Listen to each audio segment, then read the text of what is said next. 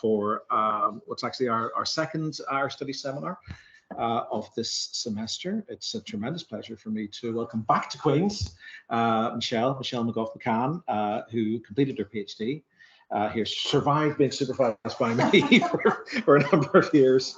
She completed her PhD in history here in 2019. And is currently researching, writing and speaking on the history of County Monaghan in the 19th century, carrying out a number of really fascinating and important projects, including one relating to the Bath estate. But she's also just, in the last couple of months, published her first monograph.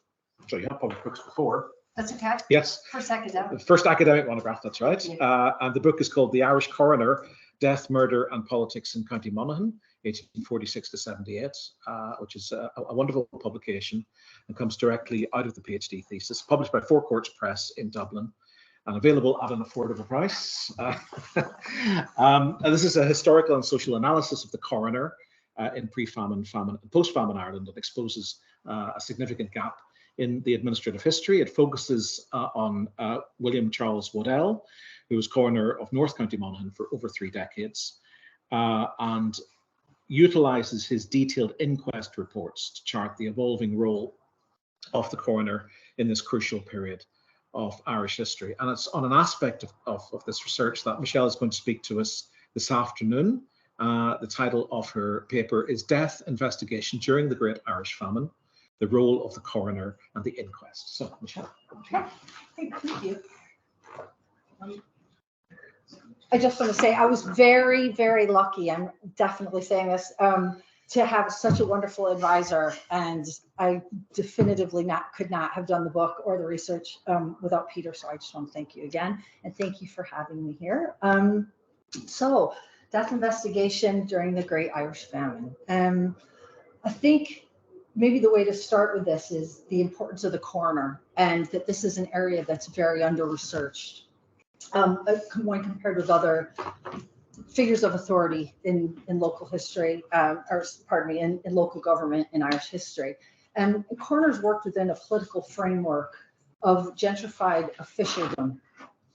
And it was still monopolized by a local elite, but yet most of these men were members of that local elite. And so what you see is the investigations that hopefully we get out of today is the investigations that the coroners do and that they perform can often put them at risk with not just their constituency, but with their peers in the local elite, because what they uncover is going to, I'll give you a heads up, is going to reveal local mismanagement often and inadequate government policies. So we're good. So the body of evidence, I kind of put this slide up here because you think of the coroners and it sounds all very, modern in the sense of what death investigation was, but it was very different in the 19th century. The coroners, what did they do? So their role was to investigate sudden, suspicious, or violent death, and ultimately to find someone responsible. So when there were verdicts of, for example, the visitation of God, or essentially someone just had a heart attack or they died of natural causes, even though there's some circumstances around it that would have provoked him and made him realize that he needed to investigate that, the grand jury, who has to pay for the coroner and has to pay for these investigations, well, they don't like that so much because that costs money.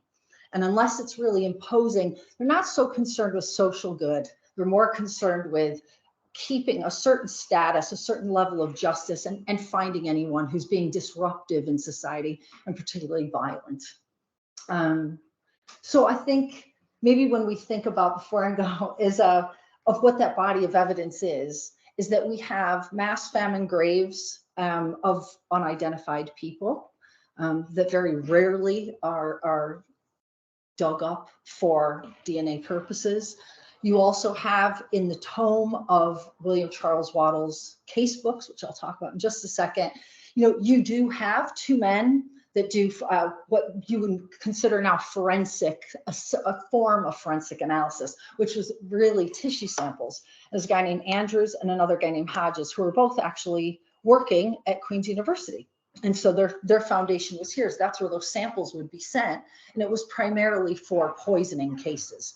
So what we can't do is kind of apply that modern sensibility to the 19th century Irish coroner. They're using as modern a techniques as is available to them at that time. So what do we have?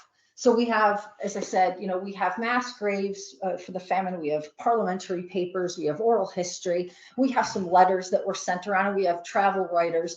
But what's been underreported, and there's a good reason why, we haven't seen much about coroner's inquests. They're in the newspaper, but we're going to talk a bit more about why it should be. They're helpful, but maybe a little bit. They can be a little bit biased in terms of how many are there at that volume, and is that reflective of how many people died in a particular region. So these are the casebooks, which I'm very proud to show you. I think the person who gave me the best word ever of how this came along, I'll say there was a bit of determination, but it was Professor Marie Coleman who said it was serendipity, and I couldn't agree more. I think it took an awful lot I found the second casebook first. And that was what I wrote a book on a long time ago called Melancholy Madness. And I grouped, I don't know what I was doing. I grouped all the deaths, and it was this was infanticide, and these were murders, and these were different diseases. And just to kind of explain what life was like and how people were dying at the time. And that was this casebook here. But this casebook here is the famine casebook from 1846 to 1855, and it had been in existence. I'd heard about it. It was like mythical, you know, it had been around. And then I found out it resurfaced, and the timing was perfect. So I found out it resurfaced, and I think it was about 2013, 2014. I went, right, I finally have enough, I think, to do a PhD on this, because the famine alone is going to just give me a volume of incredible information. But with combined with the second casebook, I've really got something here. And what didn't I have is this little thing right here, which is the third casebook that was mislabeled at the Clones Library. I understand why. It was when William Charles Waddell dies in May of 1878. He's still got some loose ends in terms of his paperwork. Somebody else scooped it up and put that in, and over the years, it just looked like it was somebody else's, but it's very definitively his. This number ends in, not to be this person, but 1168, and then this one starts at 1169 because he kept the chronology of his inquests over time. So he conducts 1,223 inquests over his entire career of 31 years, and about 200 inquiries, which are, he started to investigate a death and then went, there's not actually enough here. I don't really think I'm going to conduct a full inquest. So this is the foundation for all this work.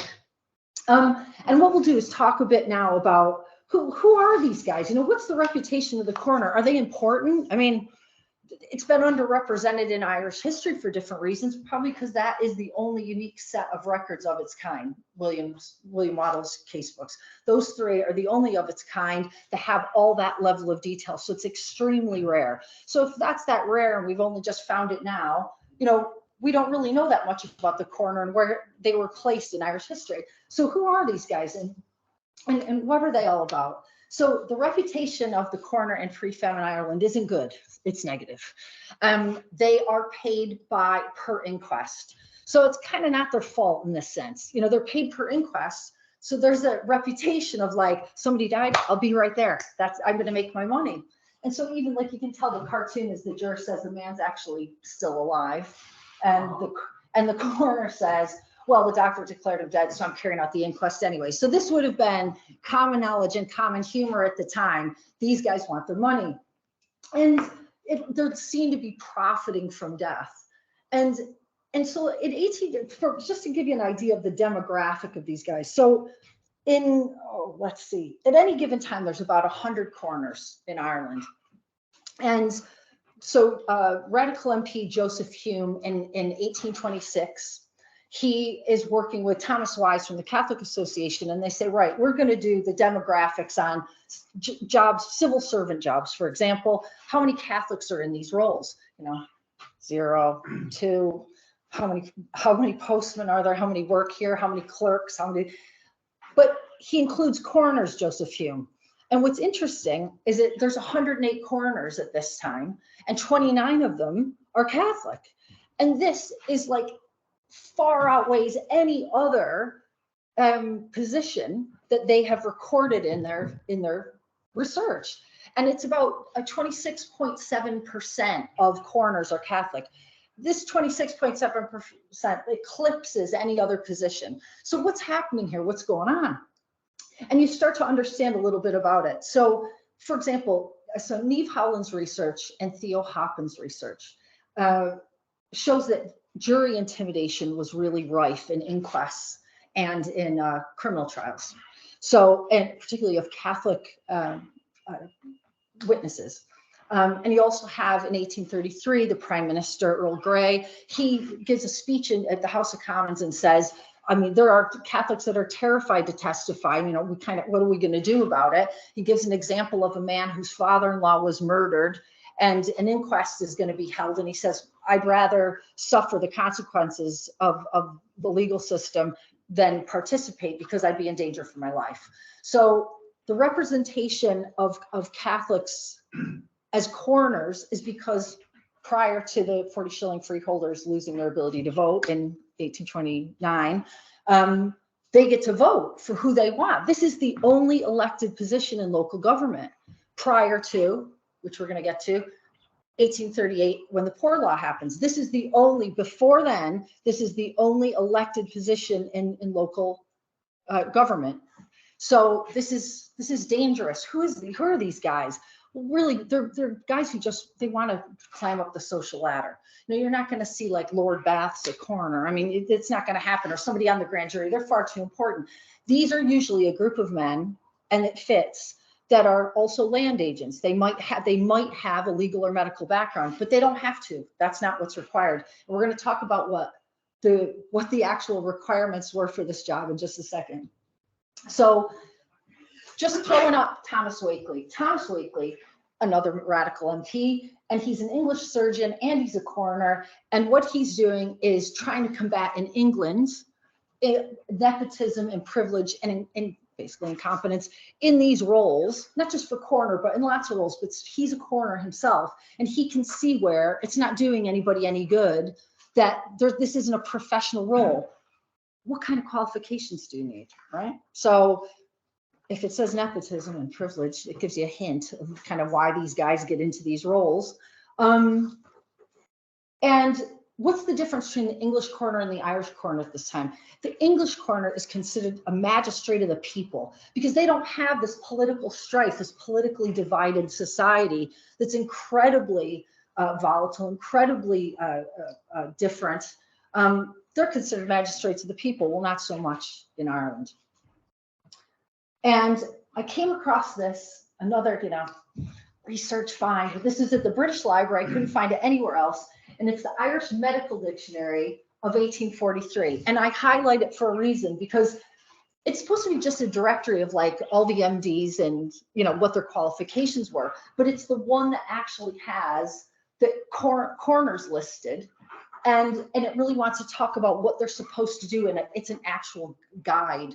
Now, there were other guides. Jervis, John Jervis is more for the English coroners, and he wrote about it. And anybody researching coroners are like, oh, there's John Jervis, but it's not specific to Ireland.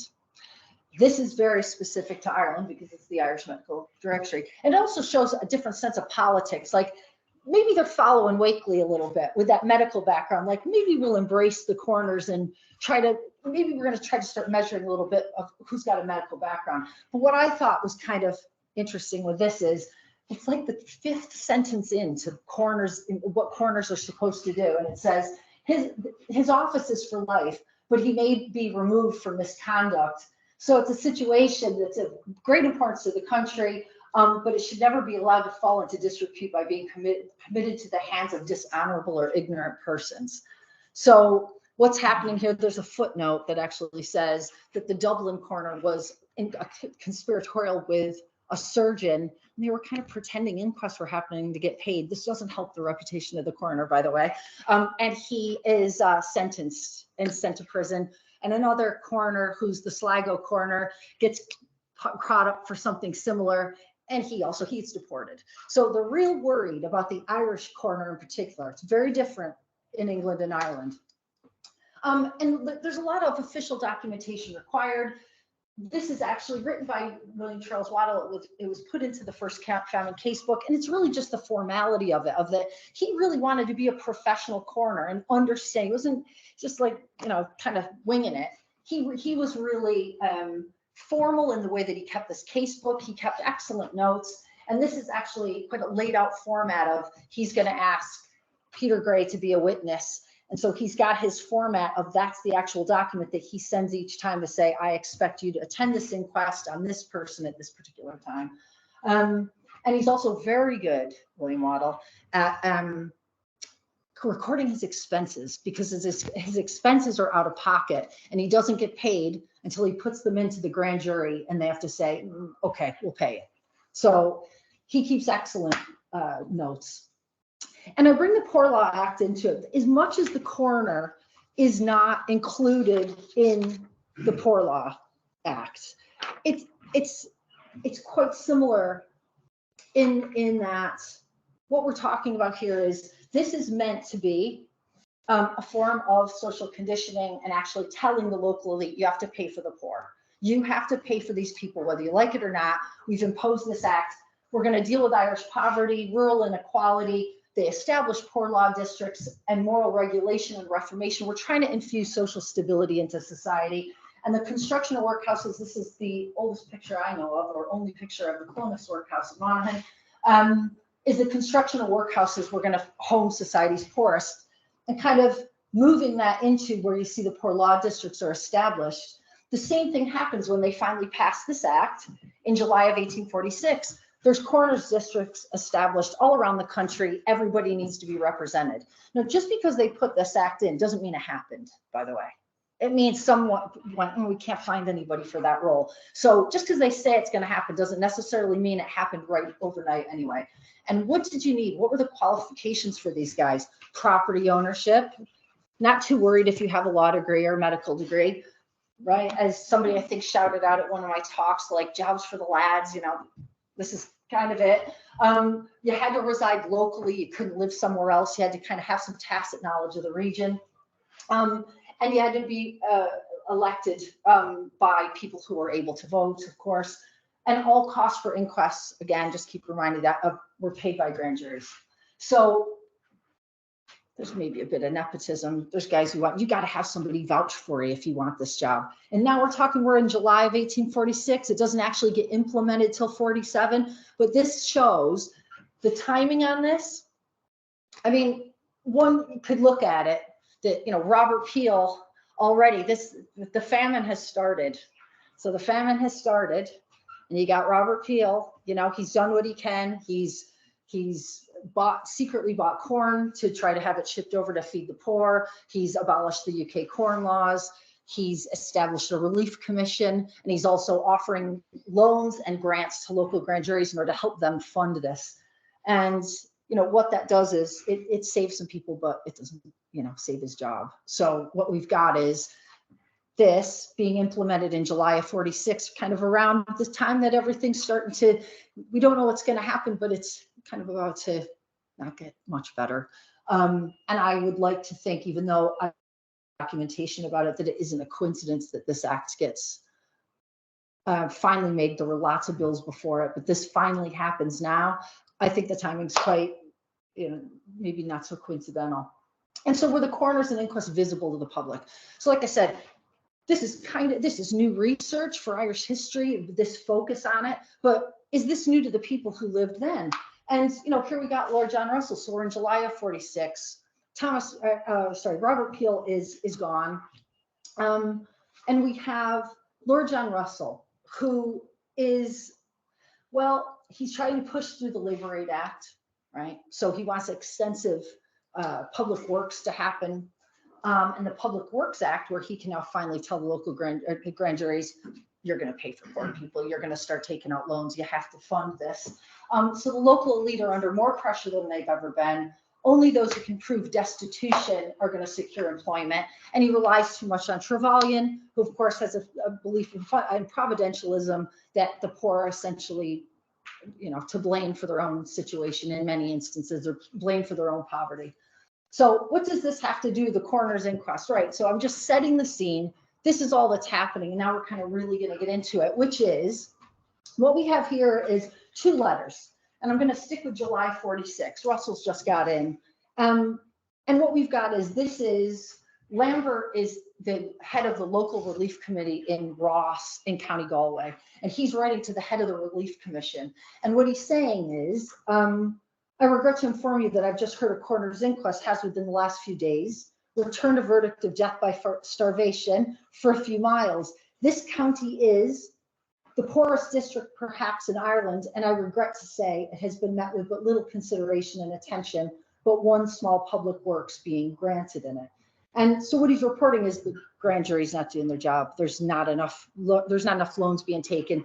Now that he's referencing that coroner's inquest. This is the official and authentic. This makes it real. So this isn't just I heard someone died of starvation. This is a coroner's inquest was taken on this. And so, kind of moving it through, we've got August 1846. Russell rushes the Labor Act through. He's trying to expand public works. He's trying to, this legislation is, we're going to just about to find out if it works or not. So we kind of go to the winter of 1846. And what we've got here is the death toll has increased as a result of these government policies. And what we have here is Grant, who's a local sub-constabulary man, who's also on the board of guardians in his local district in Sligo. And he's writing to the constabulary inspector general, Duncan McGregor, saying, we just had somebody who died of starvation just down the road, but it's been taken by a coroner's inquest. Can you look into it? So what does happen is McGregor then does reach out and say, did you know of this guy Brian Waters, who came to his death by absolute want of food? What happened to this guy? So this is being escalated up, but what they're doing is referencing coroner's inquest because they're official. And so kind of taking it through is, and I'm sure that anybody who's been interested in Irish history and particularly the famine history, you see an awful lot reported from County Galway, from County Mayo and Galway. But a lot from, there was a coroner there named John Atkinson, and he used the media in a way that he wanted to expose what he saw there. So what John Atkinson's doing is telling the Mayo Constitution, look, I just had 8 inquests that I took of people starving just in the past week. There's people, and I'm conducting the inquest. And there's lots. And you can imagine because, things are not great there. But there's one inquest in particular that's on the 16th of December of Catherine Walsh. She's able to work on the public works. She's an elderly woman. She's around 70. She's able to work on the public works until inclement weather sets in, bad weather sets in, and she's unable to withstand the cold and unable to work and couldn't earn enough money to buy food. Verdict of death was from the absolute want of the necessaries of life. So if you can't work and then you can't afford to buy any food, then you're going to starve to death. And it doesn't matter how old you are, there's no outdoor relief. So he's trying to draw attention to this. And there's also another letter that he writes to Lord Lieutenant saying, can you please help us? There's not enough local support. The policies aren't working. And it's published in the newspaper. So it shows in this instance, an agency between the Mayo Constitution and John Atkinson, the coroner, that they're publishing this. They're getting the word out there. And it's actually picked up around the country. So newspapers are powerful to publish inquests. And even more so is that there's an anonymous letter that's sent again, but to the nation in December.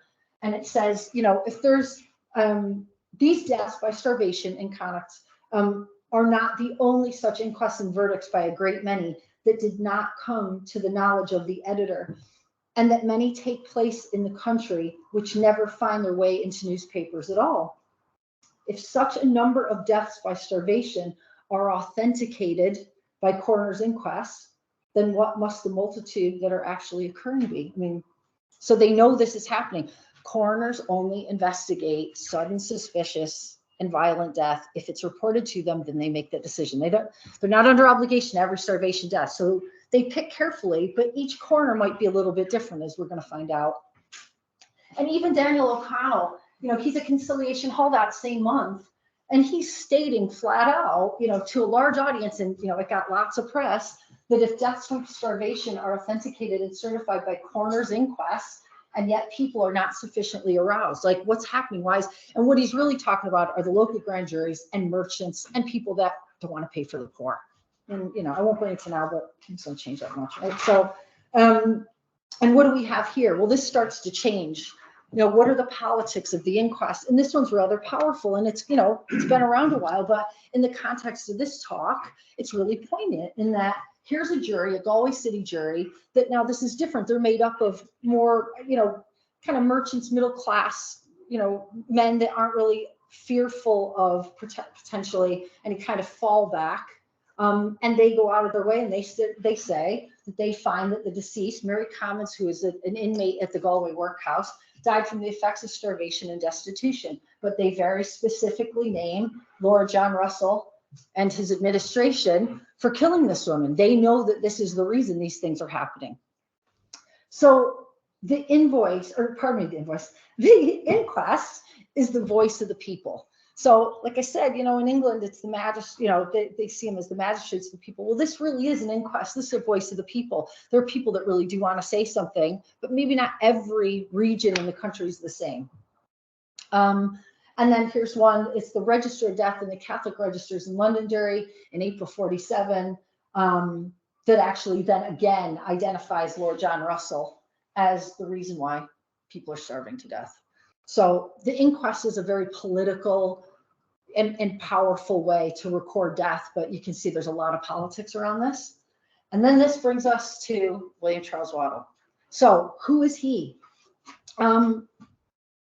William Charles Waddell is a descendant of a Scottish ancestry, as planted Scottish ancestry, a guy named Alexander, they're all Alexanders, Alexander Waddell, in 1698, who escapes and is given land in Monaghan, escaping religious persecution. So his family's been around a long time.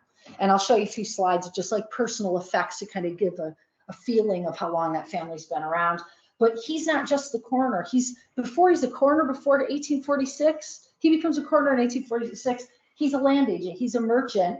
He's a landowner. He does all the family land management. They don't like him for it very much. He's a poor law guardian, and he serves on lots of local committees. But in 1846, in the Slater's city directories, he's considered local elite. So they embrace him. How does he get the job? Because he has all this, right? He's got that reputation. He's got the right social status. But he also runs unopposed.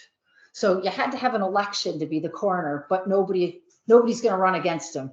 It kind of stacks the deck that maybe nobody dared run against him because they had already picked him. He was going to be their guy.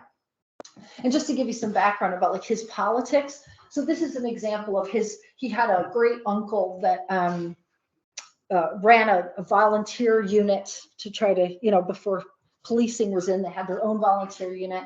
It's a medal that's actually available at the Military Museum in Dublin. So the independent rangers. He's also, these are the many few of many wills in his family of land changing hands. And he seems to be always at the center of it. This is the home he lived in, Lisnavane House, which is right across the road from Clover Hill. So the family is status, and these are built around 1800. So this is a family of status. This is a family that, has large tracts of land. And also, they've been around a long time. This is from the Monaghan rent book in Monaghan town. It's 1831, but it goes back really far. Like Waddell's lands were there for a long time, 100 years earlier, easy. And this is his father, who's a merchant in town. So they're really well known. So I'm just trying to give an idea of who he is. And his father actually was part of the Liberal Club in 1820. So you've got kind of different politics happening here. I know that there were some, his grandfather was in the United Irishmen, but then you have other people that might have been much more conservative. And what William Waddell tries to do is he wants to fit in, especially after 1798, the year he's born. But with the politics going, he just wants to fit in, and he's going to go very conservative, or, that's what he was into. You got to make your own mind up. But I think what happens is he takes this job as being the coroner quite, he's going to be a professional. And the inquest that he chooses, because he has to look into them, but it's up to him whether he looks into them that much or not. And I think the inquest of Pat McPhillips, so we're in March of 1847 now, and the crisis has really hit Monaghan. And it's just an example of one of the inquests that he took. And I've taken the liberty of not changing the facts, but rewriting it a little bit to kind of, scope it out a little bit with a little additional research about who these people were. So this all takes place in Gala, which is the townland that we've got on Wednesday, 11th of March in 1847. Jane Forsyth opens the doors of her mud-walled cabin to Cecilia McPhillips, who arrived with her 4 children, all crying from hunger. Jane lit a fire and placed the pot over the hearth so Cecilia could make dinner, which consisted of the meal she had gathered by begging throughout the Monaghan countryside. The children were fed and soon fell asleep on the hard dirt floor, and early the next morning, while the meal for breakfast was being prepared, Cecilia's young son, Pat, was sitting by the fire, warming himself, when suddenly his head fell to one side. The women feared he was dying, and a bed of straw was made for the unresponsive boy, and his mother placed him in it. Pat lay there quietly for about an hour until he stopped breathing and died. So at 8 o'clock the next morning, among the headstones in the grass at Coleman's Church of Ireland's graveyard in County Monaghan, there's a woman spotted with a spade, and it's Pat's mother trying to bury him, and it's Benjamin Beattie, who's the schoolmaster. So the schoolmaster sees her in the graveyard and says, could you just please stop that? I want to go to the Archdeacon, Father Russell, and ask what we should do about this. So Father Russell's quite upset. He gives him money to buy her and her remaining children some breakfast and try to procure a coffin because she couldn't find one. And so that communication from the Archdeacon then would have gone to the constabulary, who informed William Charles Waddell. And here we are with an inquest going to be conducted on Pat. And what's telling is, what are they looking for?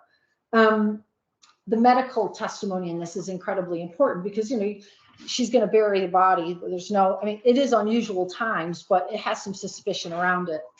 And so what we find is that it's Dr. Christian who says that there's no mark of any external violence on this child, but one sore, one of the feet are sore and ulcerated, and considers that he died from exposure and want of nourishing food. Well, the sore is from walking around with his mother to try to look for food, and they have nowhere to go. And so why is this happening? Well, they're in Clontibret in County Monaghan. Not that I expect everyone to know this, but there's no outdoor relief.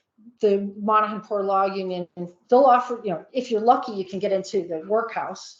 But apart from that, they don't want to offer any outdoor relief. And as time goes on, the Monaghan Poor Law Union, as Cormac O'Grada did a measurement of different all the workhouses in the country. And Monaghan Poor Law Union comes in #1 at the least amount of debt after the famine. So they don't want to pay for anybody. So it's pretty reasonable to think if Cecilia McPhillips had an outdoor relief ticket or some kind of something that she could have gone for, that, maybe this wouldn't have been the circumstance. And so just to kind of, this is a different type of inquest entirely, but everybody, I think, thinks that, and I've heard this and read this and seen this, that Ireland was a very violent place during the famine. And I'm not saying that that isn't necessarily true. I can only go on the inquest that I have from my one guy, William Charles Waddell, of how many murders that he investigated. And I was only able to find in the famine years 6. There's 2 double homicides of 2 sets of women. I'm only going to go through one today because we don't have enough time. And the others are a man who was killed by his son fighting over money, and the other was unknown. But that's all. You can read between the lines and look for different things, but without any evidence, it's very difficult to kind of piece that together. So I'm not saying it wasn't violent. This is quite violent. So this should at least help identify the crises at a particular point in time. And this one is in April 1847, a few weeks after Pat McPhillips dies. I would pinpoint this as the height of the crisis in County Monaghan, because this is quite desperate. You've got two women who are elderly. They have been murdered in their own home in the townland of Mullacrockery here. And the Northern Standard, who, by the way, that's the Monaghan newspaper, Pat McPhillips didn't make it in the paper. He's not that important. In fact, only 5 starvation inquests ever made it into the Northern Standard, and 3 of those were only after the local elite had to start paying for all this. You know, maybe it was, geez, this is awful, look what's happening. Well, there wasn't too many before then. Now, the Cullen sisters, this does make it into the paper because, as I mentioned before, the work of the coroner is all about finding murders. You know, you want to find a culprit. But there's a few other reasons why this one makes it in the paper and why this is important. So the Northern Standard says, the barbarous murder of 2 very inoffensive and respected old women who supported themselves by a little huckster shop, aided by their neighbors, by whom they were generally esteemed, and also frequent contributions from Mr. Shirley, who is a landlord and not very well liked by many at the time, who was so much concerned on hearing of their murder that he offered a £200 reward for the discovery of the perpetrators of the horrid deed. And they survived on selling a few cakes and quantities of tobacco. So, you know, what happens, I mean, this right here this is what happened to Anne Cullen. So she's got 7 wounds to her head, of which 5 different places fractured the skull. So, I mean, if you now want to kind of apply a little bit of a, you know, modern sensibility, I mean, somebody has hit her 7 times in the head, 5 of which are easily would have killed her. So when you apply a modern sensibility, there's a few things you can look into. Is this personal? You know, that's usually kind of the tome of modern forensics. So the Cullen sisters had been robbed and brutally beaten. One is stripped of all her clothes. The other one almost. And the blankets from the beds are missing, 2 brand new cloaks that they had bought, a new flannel petticoat or 2, and their shoes. And yet 17 shillings are found in a barrel. So all their personal possessions are gone, you know, important ones that keep you warm, I suppose, and, you know, but the 17 shillings are there. So why is, you know, the landlord Shirley is you know, doesn't have a very good reputation for lots of good reasons, which you don't have enough time to go into, but not a good reputation. He's supporting these women. He's an advocate for them, that he's going to offer a £200 reward. And then there's a man who's involved, is a witness who went to the house to find the bodies after it was reported to him. And it turns out James Lundy is his name. He's a middleman.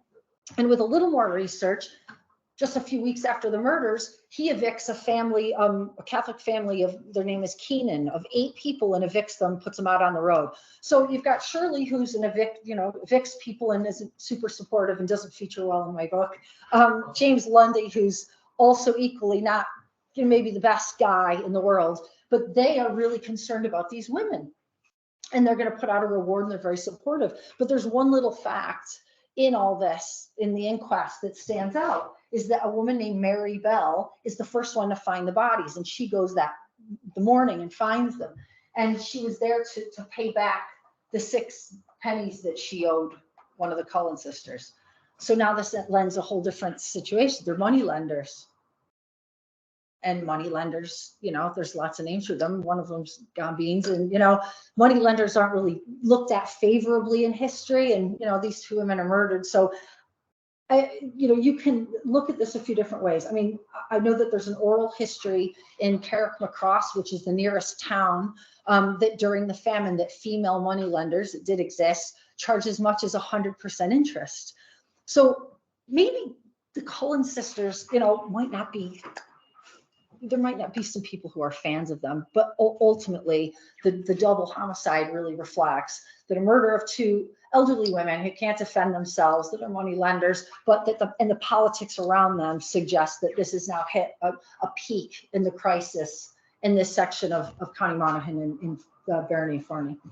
And so we're in April. This is still April of 47. Some coroners aren't holding inquests anymore. Nope, it's too expensive, they're told. And the grand juries are saying it's a bit too expensive. We don't need to look into all these people starving. We don't need to look into it. In fact, you don't have to worry about it anymore.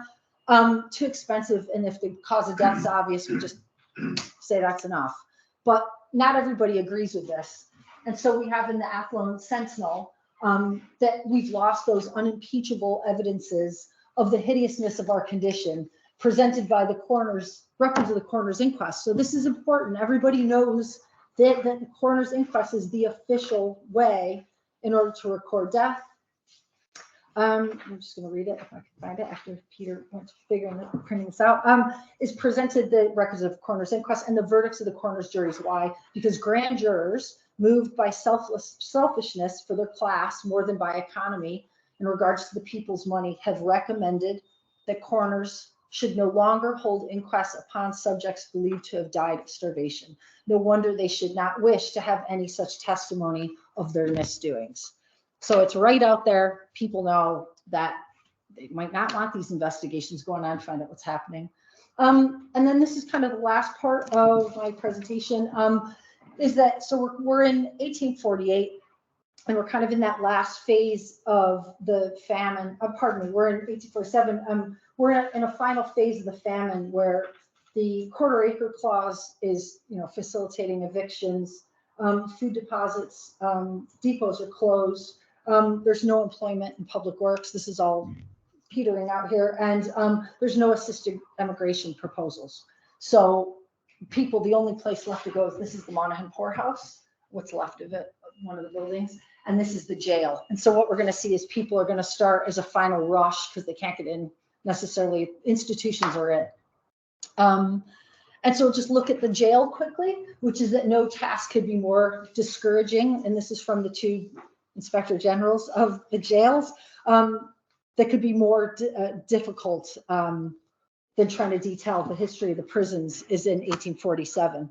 And why is that? So in Monaghan, of the inquest that William Waddell took, as you can see, you can't, but anyways, it's December of 1847 and January 48 is the highest number of inquests. So he takes himself 11 inquests in those 2 months, but actually there was another 20 that aren't documented. Why?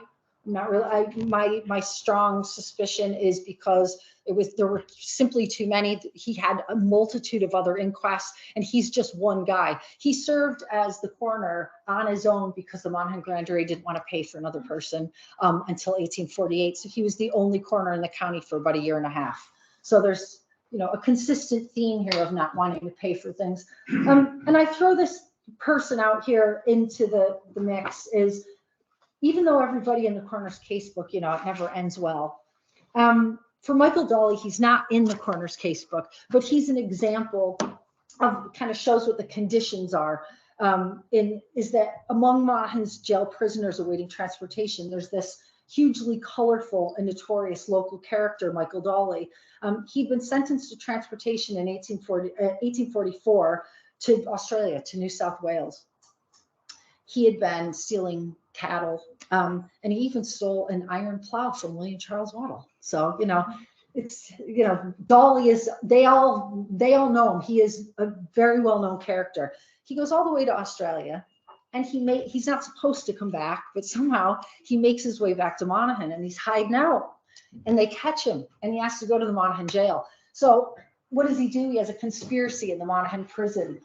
He's compared with Dick Turpin, the English highwayman, and Jack Shepherd, and they capture the notorious Michael Dolly, and he wants to break out. But why? The conditions. I mean, there are 30-some people who die in a very short amount of time while he's a prisoner there, and it really shows that a healthy person there does not want to be there. That's the last place that they want to be. And there's lots of other inquests that explain who is there of those ones that William Waddell took. They're all old men with previous conditions. And by February 1848, the Monaghan jail has the 5th largest number of debtors in the prison. So this is the last chance saloon of anybody who can get any kind of shelter or food. They're trying to get themselves into jail. And then an example of what's happening elsewhere at the same time, because we're in February 1848. And this is a priest on the island of Inishbofin that he sees really healthy women. A lot of young women are dying of starvation. And what he says is there's no coroner inquest on these islands to record their starvation deaths. and essentially shame on the legislators, because that should be happening. So there's still a cry out for the coroner and the importance of the inquest. And we have an inquest here of Owen Traynor, which is just another example of poor legislation. The Gregory clause has come in, and there's no relief for anyone who owns any land over a quarter acre. Owen Traynor had he's a healthy guy, he has 5 acres. He sells his land. He sells a little bit of land and makes some money to try to feed himself and his family. He sells a little bit more land. He goes to the poorhouse and says, I got to get in for me and my family. We can't afford it. And they say, no, you still have some land. So Owen Traynor ends up in the case book as someone who was a healthy man who tried to get help. There was no outdoor relief, and he dies and can't support his family. And so finally, I mean, we're in August of 1848, and suddenly, which shouldn't come as a surprise, hopefully at this stage, is why would there be a call to get rid of the coroner's office entirely? What a surprise is the Sligo and Cork grand juries, as amongst many others, say, no, we don't need this. This costs too much money. Why don't we just have the magistrates do it? And the maths don't add up. It's actually ludicrous. They're trying to say it's 25 grand it costs a taxpayer, but it's really more about 8 grand. And then you have other different, it depends on the politics of the region. In Kings County, the coroner himself and the grand jury come forward and say, no, we actually think this is a really important role in society and we're going to keep doing it. And they and others like them keep that, perpetuate that. So they don't abolish the office of coroner. But what happens in County Monaghan? Well, they agree with the Sligo and Cork jury. We should abolish the coroner, even though William Charles Waddell's, he's in their club. He's a member of that local elite. And it just really, it demonstrates that they resent the fact that they have to pay for poor people's deaths to be investigated. And they don't like the fact that it's exposing at a local level that they aren't doing enough. And there's not been enough loans taken and not enough relief. And they also don't want to pay William Charles Waddell and the new coroner the fees that their expenses they put in for. So just my final slide is the Coroner's Bill in 1851. Is we have another radical MP, John Reynolds, who says that there hasn't been a lot of inquests at the workhouse either. That it wasn't mandatory by law. So where's that body of evidence? And he says, well, there are no inquests held there because nobody want to again put the union to the expense. And it would have exposed all the malpractices that were going on. So kind of in conclusion is that the role of the coroner exposes corruption, mismanagement during the famine, exposes and really teases out the attitudes toward the poor at that time. And the fact that it survived through the 19th century to now is quite significant. And that it's a really important role that does an awful lot of social good. And certainly William Charles Waddell's case books have lent there's an awful lot in them. Besides my book, I'm really proud of that my book was published, but I'm also working on the first volume with Professor Marie Coleman with the Irish Manuscripts Commission. It's an extremely detailed volume, a lot of extra research. It isn't just a transcription, as I found out. There's an awful lot more that can be added to it, and it'll be an amazing asset for other people to use for their research during the famine, I hope. So thank you very much.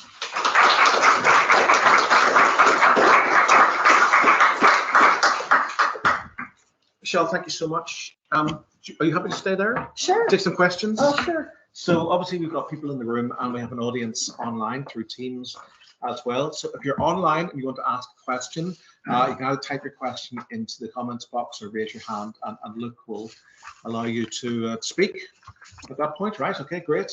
So let's open it up. Who wants to start? Yeah. Hi, Michelle. Congratulations on the work. As somebody from that part of the world myself, it's great to see that area being examined in such detail. Just are the original casebooks in Clonus Library? So the famine casebooks at Clonus Library, I have that transcribed with lots of additional information. That's volume 1 for the IMC. That's in Clonus Library. The second is owned privately. And then the third book that says Hugh Swansea's Inquest, I think they've changed it by now, but that's at Clonus Library as well. Okay. Thanks. Sure. Marie? I was wondering, is there much contact between the coroner, so we've Monaghan Mayo and we've Waddell in Monaghan. Is there any evidence that they got in touch with each other? Yeah, there's a couple inquests. Hugh Swansea gets hired. There's no definitive date, by the way, but like at some point in 1848. So Waddell's the only coroner from about February 47 for like at least a year on his own at like the worst possible time. There's a couple like in post-famine years of him and Swansea. He went to, it's kind of, the coroners now have told me this, it's kind of like, it's like a territorial thing, like it's my body, because once you start the investigation, it's yours. And that Waddell showed up to 1 or 2 inquests because Swansea was in Dublin or in court because he was a solicitor, but that they would have communicated that Swansea's then going to take it over. But more extensively than that, I don't have anything. Yeah, Constantine? Yeah, thank you. Excellent. The book sounds very fascinating. So thank you very much. My question would be regarding murders, because you said during the famine there was relatively little in terms of murder. You've seen all of the case books. Is there anything that stands out in terms of well, murder in general, but especially murder for political motives, because that would be what I'm looking into in the area. Yeah, there's some. I have some in this book. This was about the famine, but I do have several sectarian murders that happen afterwards, and they're in the Irish Coroner. They were usually pretty high profile, like they would have been made it into the newspaper. It's not like the hidden, starvation deaths. There's just not. They're in there. There's just not as many as you think. So like there's faction murders, like there's, somebody's found and it looks like a whole bunch of people ganged up and, beat him up, but there's not, you can only kind of go on the facts. So I think he was murdered. Yeah. But like, I don't have any more information about, or any kind of suspicion or any evidence really of what that could mean, but they're in there. Thank you. Sophie?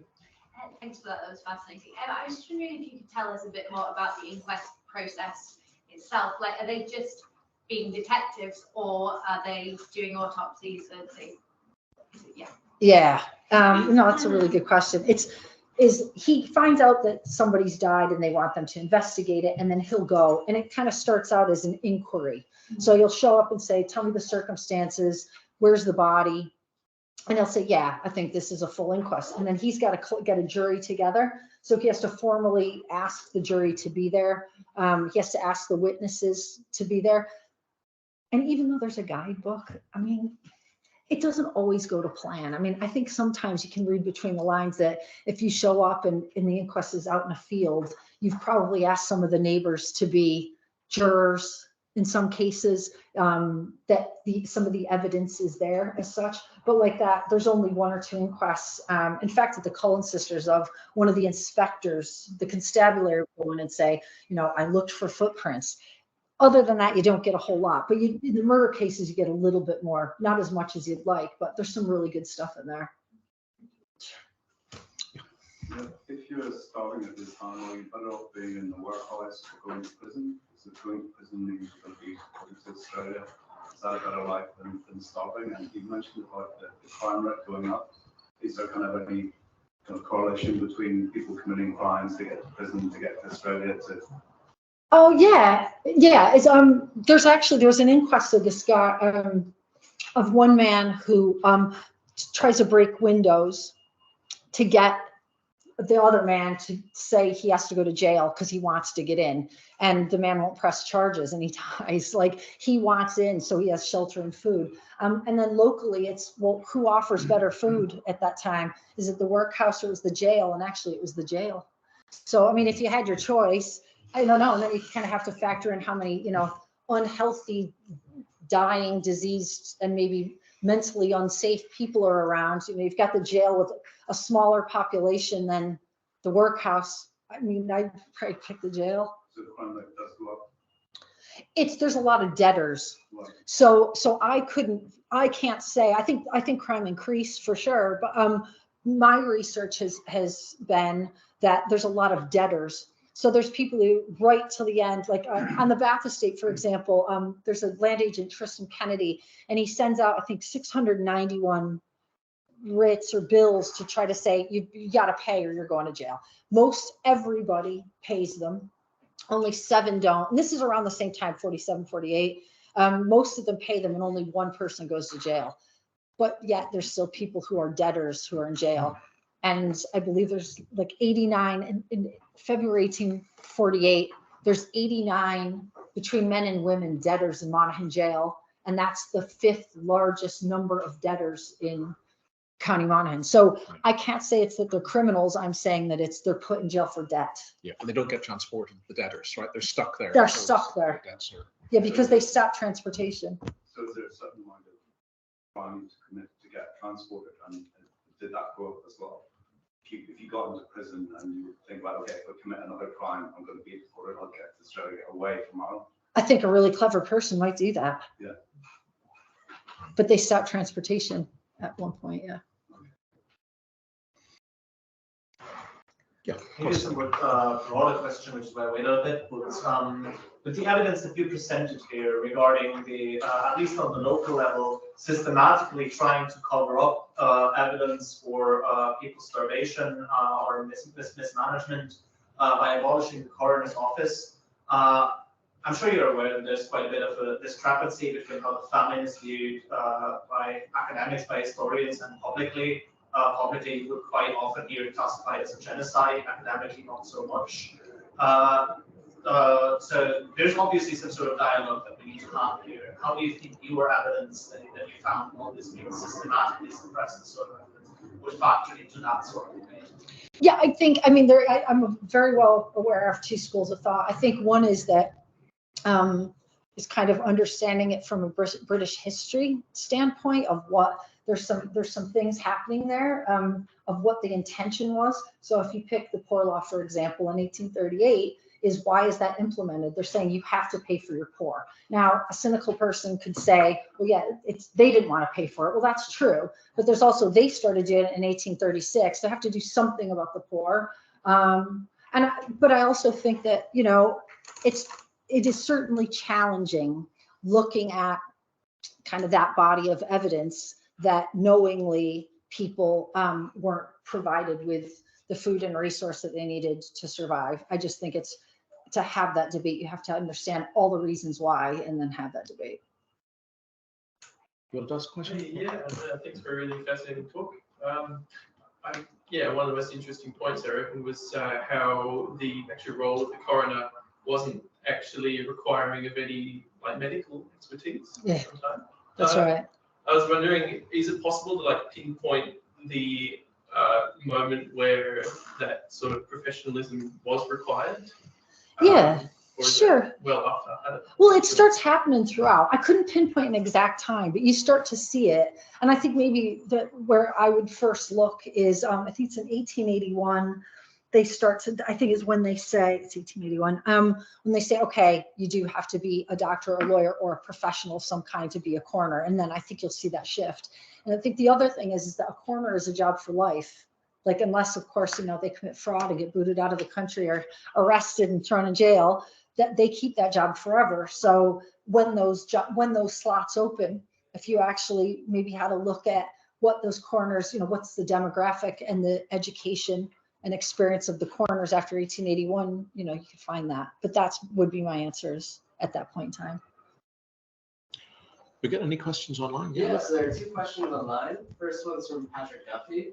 So how do coroners' verdicts on homicides relate to murder trials and jury decisions? I remember reading coroners' reports from the 1830s stating the death was caused by a named individual. Did this influence any subsequent criminal trials? Yes, it did. So there are records in the 1830s, and I know exactly what he's talking about. And it did name people. Now, the issue being is that it would result in a criminal trial, but it didn't necessarily mean anybody got convicted because, as I was saying, with Niamh Howland and Theo Hoppen's research and many others, and Earl Grey in 1833 saying that jurors were super intimidated and afraid to come, you know, and provide any testimony, you kind of have to look at the number of convictions would be lower than you would expect, even though the coroner's job was to try to name people. you know, there's other factors, and it's a politically polarized society, and there's things at play here of why that conviction rate might not be as high as you'd expect. And then Julie Matthias says, thank you for a great talk. If you have found any evidence of coroners selling bodies to anonymous after an inquest to help reduce the expense of the inquest? No, I haven't. Not maybe. I mean, I know that the grave diggers, and that was like the medical students, wasn't it, in England? But I haven't found any of that here. Yes. Just ask a general question. Did the churches play any part in all of this? Yeah, I mean, there's a trend of the Catholic priests in particular, the ones that are writing, particularly in 1846, when they're saying, like, we have people in our whole constituency, there's 10,000 people with no jobs, and we don't have any, nobody's taking out loans, and, you know, what are we going to do? But it's the Catholic priests who are quite vocal, and then even the Catholic priests Bofen Island or Innisbofen, he's saying, you know, can we have the coroners here to record it? So they seem to be, and there's lots of other examples, but seem to be somewhat consistent in saying that they'd like a coroner there, that it's the official recording of death. Did they carry out any weight? Yeah. Yeah. Yeah. I mean, there are plenty of priests that provide different evidence. And one thing maybe kind of to that point is a trend that if anybody, like a local official, you know, the predominant Protestant majority of officials and people in charge were Protestant, but the official representatives for Catholics would be primarily priests. So they would have weight in terms of what they said based on the politics of any given situation. Sure. Yeah, I'm just interested in about the selection procedure. It seems a bit contradictory. You know, on the one hand, coroner can be elected by quite a wide franchise. Yeah. But once they're in for life. Yeah. No way accountable to people who elected them. What was the rationale for having those two extremes? What's the rationale? Well, I suppose maybe how I try to answer that is that then it's that much more important about who gets selected and elected in. Right. So the fact that I'll use the evidence that I have is that I've got my guy, William Charles Waddell, who's runs unopposed. And then, yeah, he gets the job for life. So they're going to be very careful in who they select in that role. But for me to try to expand it, I'd be, you know, making it up that I see any other correlations. I suppose the idea is that the coroner is then politically independent. Yeah, that's right. Post, right. Yes, that's so it's right. like the same as a judge, I suppose, for them. And judges are elected for life. Judges aren't elected. It's a contradiction of allowing for a very big popular input into selecting the person, but then giving them complete autonomy once they're selected. Yeah, it's a dangerous role in local government, you know, so because they need to know. I mean, there's an example, actually, funny enough, about the murder, the sectarian murder. There's one later on, a guy named David Beard, is that Waddell looks into it, and the outcome isn't going to be what the local grand jury would like. They say that we're going to arrest this Thomas Hughes for the killing of David Beard. And in the newspaper, you know, even though Waddell's like in with the local elite, it's like, well, he's playing a little game. They're like, somebody's playing a little game because it didn't go their way. So maybe to try to answer is that they're going to have somebody, they want somebody in there that they can muscle a little bit, or at least try to. And he doesn't seem, as much as he may agree with some of their politics, he sticks up for himself a bit here and there. Constant. You elaborate on that particular case a bit? Yeah, I mean, well, you have it. There's a group of people coming into town that another faction don't like. So, you know, you have the essentially early term to use, but Fenians and the Orangemen, and they have a fight, and a man gets killed in is the result. And so sort of the context of it is there's guns involved and the man's shot. And there's kind of like an old, I don't know if law isn't the word, but an old kind of positioning that you're allowed to defend yourself if you feel attacked with arms. And that would go, you know, had been like a Protestant, instituted as a Protestant belief. So you're going to have some conflict there about who are you going to arrest for this murder? Are they allowed to shoot somebody because they feel attacked, or did they kind of go out and just kill the guy? Yeah. Just quickly, you keep mentioning this coroner who was deported. So I go, I was wondering, where was he deported to? I don't know, actually. I don't. I'm not sure exactly. But most people, you know, if they were deported, I would guess it was Australia. But it's definitely one worth looking into. So he was transported, not deported. It said deported, but you know. Okay. So Michelle, I mean, there are hundreds of men across the 19th century who hold this post.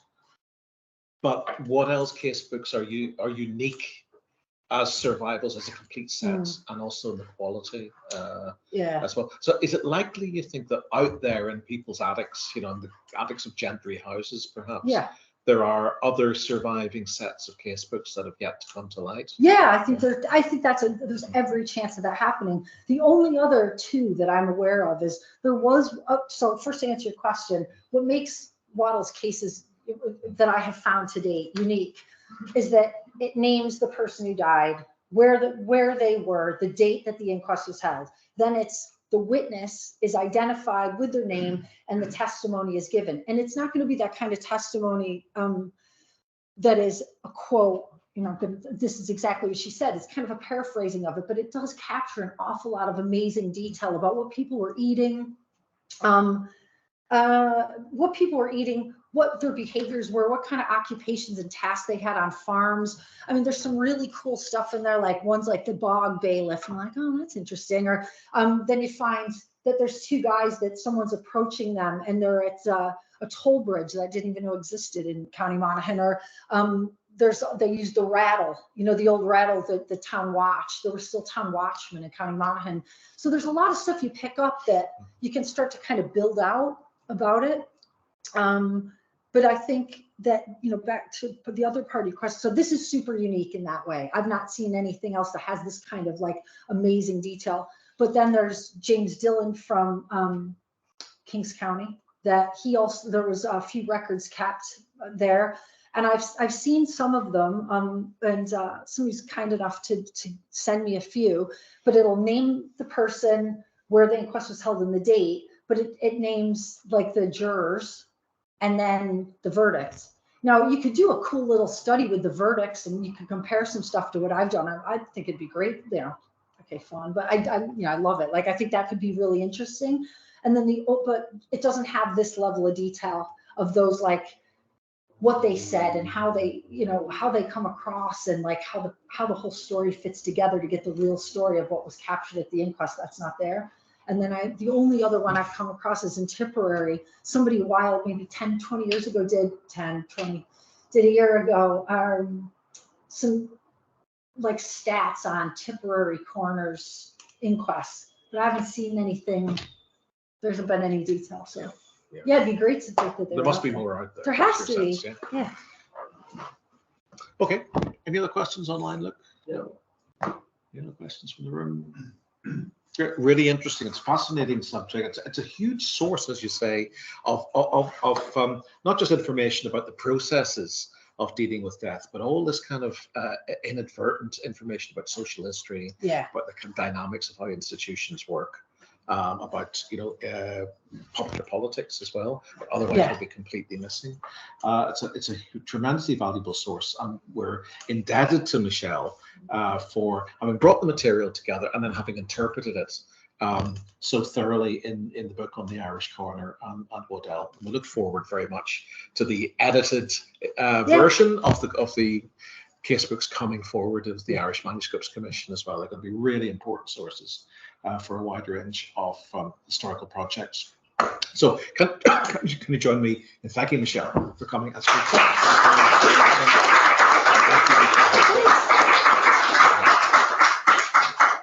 Good, thank you all very much. So we don't have a seminar next week, but in 2 weeks' time, we have Luca Crispy from University College Dublin, who will be coming to talk to us about James Joyce and his working practices. Not next week, 2 weeks.